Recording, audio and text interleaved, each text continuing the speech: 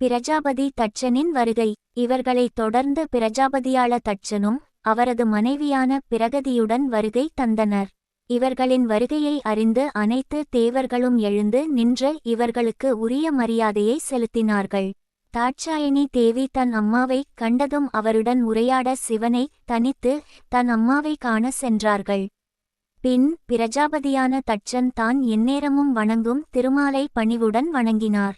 ஆனால் தம் மருமகனான எம்பெருமான் தன்னுடைய வருகையை அறிந்தும் எழாமல் இருப்பதை கண்ட தட்சன் சினம் கொண்டதோடும் அவருடன் பேச முயற்சி செய்கையில் அவருக்கு ஆசிர்வாதம் அளிக்கும் நிலையில் சிவபெருமான் நின்றதோடு அவருக்கு ஆசியும் அருளினார். இதைக் கண்டு முக்காலம் உணர்ந்த நாரதர் பிரஜாபதியான தட்சனே, உங்களை உங்கள் மருமகன் ஆசிர்வதிப்பதா என்று கூறியதும் மட்டுமல்லாமல் உங்களின் பெருமைகளை சிவபெருமான் அறியவில்லையோ என்று கூறினார். இந்நிலையில் தான் அனுப்பிய வீரன் மடிந்த செய்தியை அறிந்த தாரகாசுரன் இனி என்ன செய்வது என்று குழம்பி நின்றான்.